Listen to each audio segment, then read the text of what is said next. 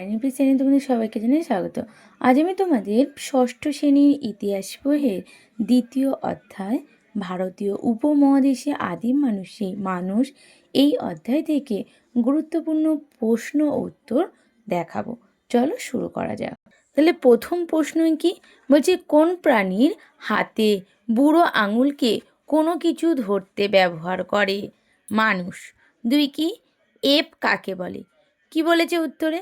বলছি লক্ষ লক্ষ বছর আগে আফ্রিকা মহাদেশে পূর্ব অঞ্চলে এক ধরনের বড়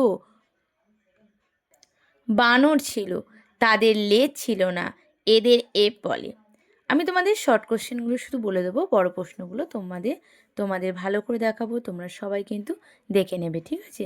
পরের প্রশ্ন কি, সবচেয়ে পুরনো আদিম মানুষের খোঁজ পাওয়া যায় কোথায়? পূর্ব আফ্রিকাতে। মস্তিষ্কের আকারের উপর ভিত্তি করে আদিম মানুষ কয় ভাগে ভাগ করা হয়েছে ও কি কি? তাহলে কয় ভাগে ভাগ করা হয়েছে? এক হচ্ছে অস্ট্রালোপেথিক্স, মানে এপ থেকে মানুষের জন্ম হয়েছে। দুই, কি হোমো হাবিলিস, মানে দক্ষ মানুষ তৈরি হয়েছে। 3 নাম্বার হোমো ইরেক্টাস, মানে সোজা হয়ে দাঁড়াতে পারা মানুষ। 4, হোমো স্যাপিয়েন্স, মানে হচ্ছে বুদ্ধিমান মানুষ। তাহলে মানুষ এই 4 ভাবে ভাগ করা হয়েছে। পরের প্রশ্ন কি আছে দেখো, বলছে অস্ট্রালোপিথিকাস এপ থেকে মানুষ এর বৈশিষ্ট্য। দেখো আমি সুন্দর করে তোমাদের লিখে দিয়েছি, তোমরা কিন্তু এখান থেকে পড়ে নেবে। তারপরে কি বলেছে? বলছে হোপো হ্যাবিলিসের, মানে দক্ষ মানুষের বৈশিষ্ট্য। এটা আমি তোমাদের 3টে দিয়েছি, তোমরা কিন্তু এগুলো খুব ভালো করে পড়বে, এগুলো কিন্তু পরীক্ষায় দেয়। তারপরের প্রশ্ন বলছে হোমো ইরেক্টাস, মানে সোজা হয়ে দাঁড়াতে পাওয়া মানুষের বৈশিষ্ট্য।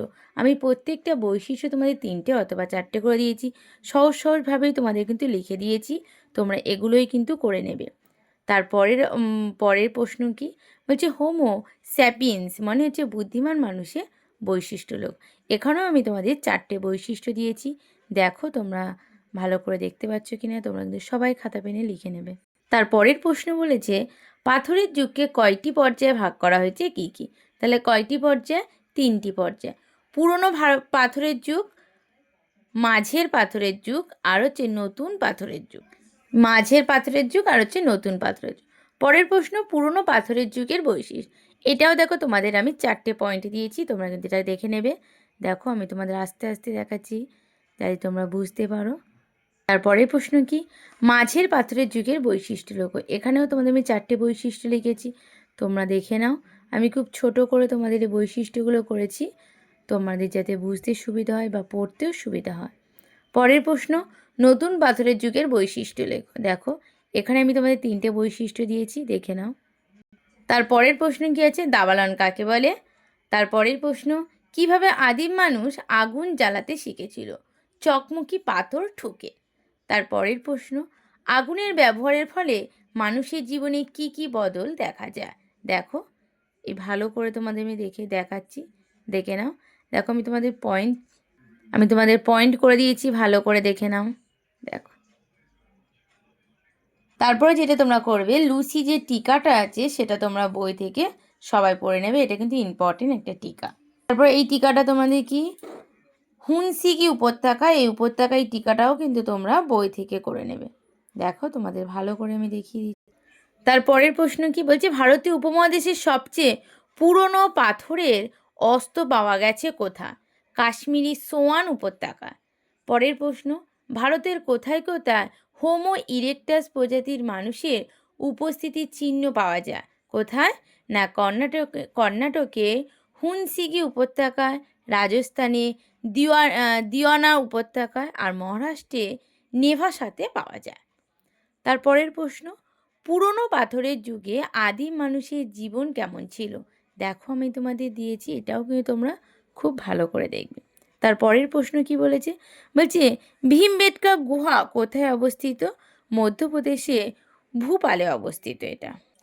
এই ভীমবেটকা গুহা কোথায় অবস্থিত, এটা কিন্তু বারবার তোমাদের পরীক্ষায় পড়ে, এটা তোমরা কিন্তু খুব ভালো করে দেখে যাবে। দেখো এই ভীমবেটকার টিকাটাও কিন্তু তোমাদের খুব ইম্পর্টেন্ট। আমি তোমাদের দেখাচ্ছি, তোমরা কিন্তু সবাই দেখে নাও, পারলে খাতাতেও লিখে নেবে। এগুলো কিন্তু খুব ইম্পর্টেন্ট প্রশ্ন। আমি তোমাদের বাছাই করে বই থেকে খুঁজে খুঁজে এই প্রশ্নগুলো তোমাদের লিখেছি, যাতে তোমাদের কোনো অসুবিধা না হয়, পড়তে সুবিধা হয়। এই কারণে তোমাদের আমি কিন্তু অধ্যায়ভিত্তিক প্রশ্ন খাতায় লিখে তোমাদের দিচ্ছি। তারপরের প্রশ্ন চলে আসো। বলছি, কিসের ওপর ভিত্তি করে পুরনো পাথরের যুগকে বিভিন্ন পর্বে ভাগ করা হয়েছে? পাথরের হাতিয়ারে বানানোর কৌশলের ওপর ভিত্তি করে। তারপরের প্রশ্ন বলছে, পুরনো পাথরের যুগে মাঝের পর্বের প্রধান হাতিয়ার কী ছিল? ছুরি। তারপরের প্রশ্ন বলছে, মাঝের পাথরের যুগে মানুষের জীবনে যাত্রা কেমন ছিল? দেখো এটা, এই হাফ কিন্তু আছে, ওখানে তোমাদের হাফ প্রশ্ন আর এখানে তোমাদের কিন্তু হাফ প্রশ্ন। তারপর টিকা কি? তারপর এই টিকাটা তোমাদের ইম্পর্টেন্ট, এটা পৃষ্ঠা নাম্বার 23। বাগর হচ্ছে এই টিকাটা, তোমরা ভালো করে করবে। এই পর্যন্ত তোমাদের আজকে এই পুরো সেকেন্ড অধ্যায়ের পুরো প্রশ্ন তোমাদের দিয়ে দিয়েছি। পরের বারে তোমাদের পরের অধ্যায় নিয়ে চলে আসবো। যদি তোমাদের ভিডিওটা ভালো লেগে থাকে একটা সাবস্ক্রাইব, লাইক, আর যদি ভালো লেগে থাকে বন্ধুদের সঙ্গে অনেক অনেক শেয়ার করবে।